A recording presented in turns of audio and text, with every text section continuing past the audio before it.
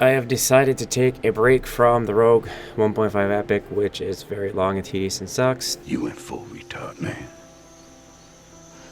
Never go full retard. To make the 6-box video, which is also technically the 5-box video. It's that point where you're starting to make that full group before you get to making your second and third group for raids, which I will cover that in another video. However, if you do want to go beyond this one group and make 2, 3, this is a pretty good template to make the second, third group. So to handle 6-boxing, I've broken this down into basically raid configuration and group configuration, meaning if you are just going to be grouping and doing semi-hard group content or even hard group content, then you can build around the group template. If you're looking to do like old world raids or even like current era one group raids, which there are some in each expansion where there's some decent loot that drops, then you're going to want to stick to the raid template, and that's going to give you the most power. I've got the power! Starting with the raid configuration, it's going to be tank, bard, a slower, a healer, and 2 times DPS, and I have preferred routes that you're going to want to take. Starting from the left to the right, your tank needs to be a warrior if you're going to be doing really hard stuff. On Mischief or these tradable loot servers, you can kind of get away with it because you can literally buy the best raid gear. So when you're talking about defensive stance, reducing like 50% of the damage, you know, if you have bad gear and the difference is, you know, you're taking 1,000 damage per second from a mob and you can reduce that to 500 damage per second, that's 500 less damage per second that your healer needs to heal. However, if you're like raid geared and you're on that same mob and every tank's just taking about 500 DPS with max stats, and then with defensive, you can get that down to 250 with half reduction. Then you're only saving yourself 250 damage per second. So when you have raid gear, this difference becomes less. On a normal server, warrior is going to be like absolutely necessary. Also, if it's before like the glyphs era, and even sometimes with the glyphs, depending on the boss that you're fighting, defensive is going to be necessary to debuff and slow the boss just to take that initial blow. So the number one raid configuration could be warrior. And then, as I was saying, if you're on a server where you can get access to your tank having like raid gear, so there's not such a huge difference, a huge gap between the damage you're taking from certain mobs, then Shadow Knight will work perfectly fine. And then you're looking at Paladin. The reason the Shadow Knight is above the Paladin is because it just has the self-sustain instead of group sustain. So I know like the Paladin, you can spam these like heals and stuff like that, but you know, if you get stunned, it's a little bit different, where the Shadow Knight has some like life tap procs and other things going on that doesn't require casting. So I've picked the Shadow Knight just for sustain. However, the Paladin does have really cool skills like lay of hands and stuff like that, which could actually help. And in some instances, the Paladin could actually become better than the warrior, especially when you have a glyph running later in the expansions of the AA, because when you get that lay of hands AA on the Paladin, it does literally a lay of hands full heal or whatever. It's like, it's a lot of HP, 16, 17,000, something like that. So when you do lay of hands, it also has the effect as you get that AA of basically doing the lay of hands effect every 6 seconds, which turns out to be like a complete heal for the most part. So you could have 36 seconds of an extra complete healer every 6 seconds proccing on the Paladin, which in some instances could make the Paladin better. However, as I said, if you get stunned, the Paladin relies on casting for its aggro, where the warrior just relies on procs. So the warrior is a lot better for automatic aggro. And that is such a thing because, you know, the Paladin is pretty much active aggro. You're going to need to be doing a lot of stunning and such. Later on, you can get like some hate increase effects on the Paladin, and that helps out for the auto attack, but for the most part, the warrior is going to beat the Paladin. And then the second part of your raid configuration is bard, and there is not a replacement for the bard.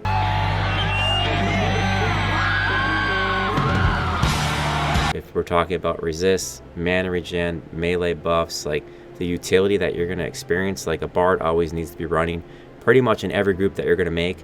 There will be some special occasions when you get second, third, fourth group where you may not need a bard, and I'll cover that in a different video. But pretty much for this template, bard. You can't replace it with enchanter for mana regen because you're going to be lacking on like the group resist and the group melee. But the enchanter does some of the things, and it does other things better than the bard. But a bard is a necessary component of pretty much any raid configuration group. And then third, you're going to have a cleric. This is not negotiable.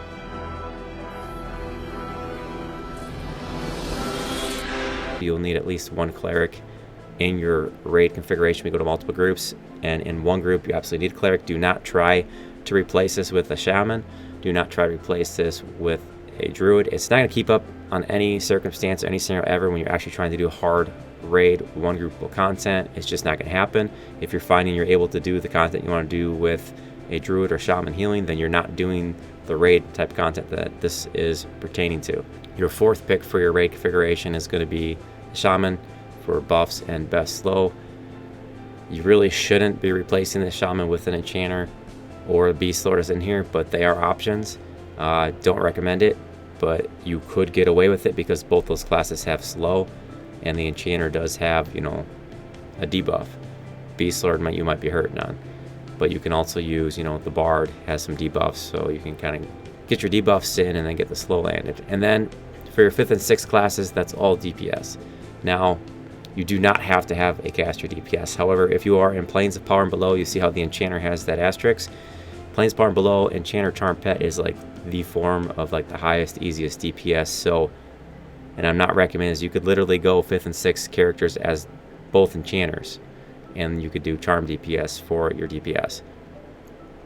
However, on the bosses, you do get Mitigation of the Mighty, which does reduce your damage, but it's still a lot of easy damage, and you don't actually have to gear anything out. You just have to keep those enchanters alive.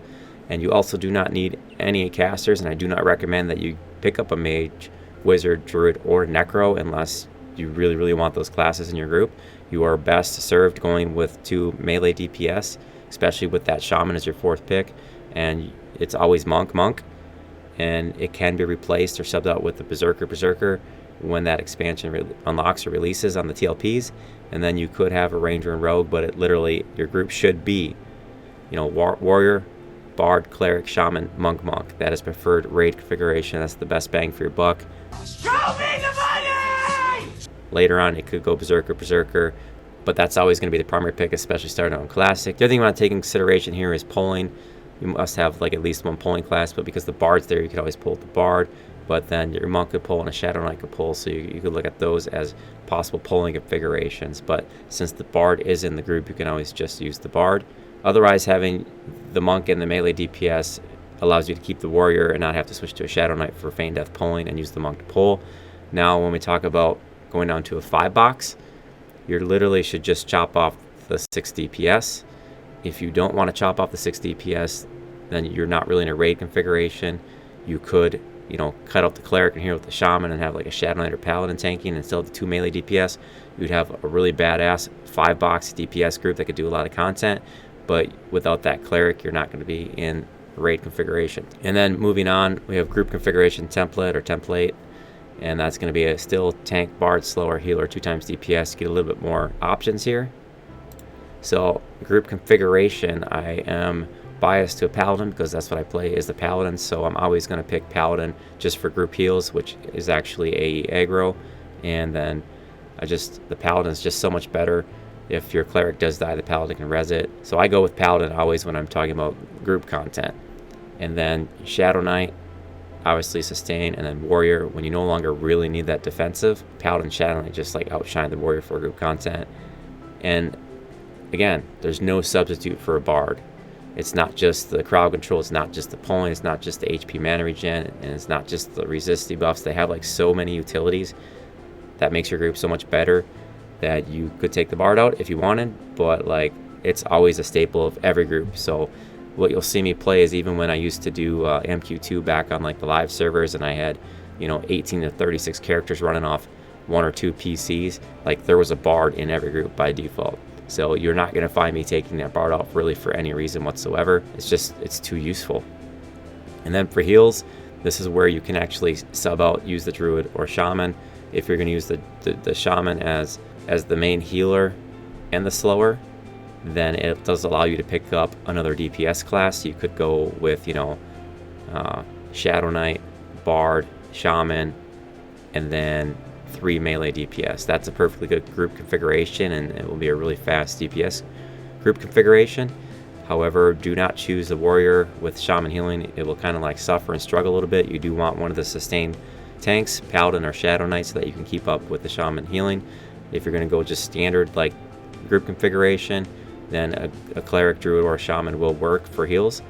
And then you also, with the slower, you don't necessarily need a shaman anymore because you're not doing raid configuration. You don't need the buffs or the best slow, so you could get by with an enchanter or even a beast lord.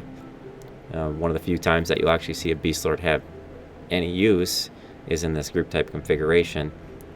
And then for melee, it's still monk / berserker, ranger, rogue. And like I said, if you're going to actually try to do something where you use the shaman as the healer and the slower, go ahead and just put 3 berserkers or 3 monks in your group and call it a day.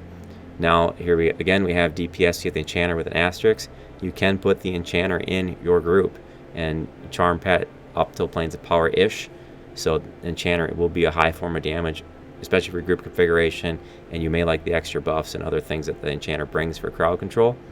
Otherwise, mage, wizard, druid, necro in that order. Sometimes, you really prefer one of the classes just to have in your group, like mage for call the hero, wizard maybe like teleport to bind, druid maybe like ports and other stuff. Necro is just really a solo class. I have one, I've put it into my 12-box group, but even as far as Prophecy Row, when those fights drag out too long, it has like serious mana problems. Like I can see how some of these like mage, wizards, and necros would be like really good, like on a raid configuration where you have 54 players there and the raid fights last maybe a couple minutes and you're just all up blast and stuff. But when when you're fighting for 10-15 minutes, those guys are always out of mana. Doesn't matter if you reduce down to like a lower mana cost spell, and then you kind of pace yourself. Yeah, you can keep mana and keep DPS the whole fight, but your DPS on the meters at least is significantly lower than those melee that have sustained DPS. So there's just no way around it. I know that Necro has innate forms where it can keep converting like hit points into mana, and even with that stacked with the Bard and everything else I could put on the Necro, like he's still out of mana, just like a wizard out of mana. And you could use staunch recovery or whatever the I think it's the Dragons of the North A to like get all your mana back, but still like they're kind of useless. Here you are all equally worthless. And I'm not saying that because I have anything against those classes. I honestly have both a wizard and druid that's in my permanent 12-box group, but it's not because they're there for DPS or they're there for anything other than me being lazy and I don't want to run everywhere and I like to port. And I'm so lazy I won't even go to like the guild hall if they're all in the same guild and just use the stone, like the portal. Like I'm not going to run around playing a knowledge and click all the little stones if I can help it. I'm just going to group up, and then I'm going to port people where they need to go. Wizard in one group, druid in the other, and then I'm going to use a teleport to bind off the wizard and put them all back to the same spot again. Like I'm not going to spend an extra 5 minutes. That's just me. It's not optimal. So, you don't need those classes, but I do have those classes in. Just realize that it's not the most optimal setup unless you're lazy and trying to save time like me. The thing is, Bob, it's not that I'm lazy. It's that I just don't care. Having said that, when you talk about 5-boxing, as I said before, literally decide which role you can do without and just cut it out. You can get rid of a DPS, get rid of a slower. You could even use the Bard to slow. Maybe you can use the Shaman in certain circumstances with the Shadow Knight combination or Paladin combination to work as a slower and healer. And then you can still have your melee classes, your DPS classes. So it's something you got to decide what you're going to be doing. And to be honest, like I have a wizard that runs in my full set of 12, but I also have a maxed out, at the time of this, is level 70 cleric, all geared up in AA, so that if I do need 2 clerics for any reason, for any fight, it's there. And some of the accounts I do have alternative classes that are maxed out. Like for example, my shaman is also on a maxed out beast lord account, because sometimes it will swap the shaman and beast lord around depending on what I'm doing. You can get away with different things for group configurations as compared to raid configurations. So I have different options of my 12-box group, and you could have different options of your 6-box group. If you're only going to be playing or only have the capability to play 6 at a time, what I've seen people do is they'll have a 7th account and they'll put that enchanter on the 7th account or another class on the 7th account, and they'll just put it into their group and play whatever 6 they want. So there is that option too. Now as far as gimmicks, you can put 6 of anything into a group and do pretty much a lot of group content. Especially I think where you're going to suffer is raids. They kind of nerfed out the mages, like the 6-box like mage rush, but you can still get away with some stuff like that. So I don't have any gimmicks for you.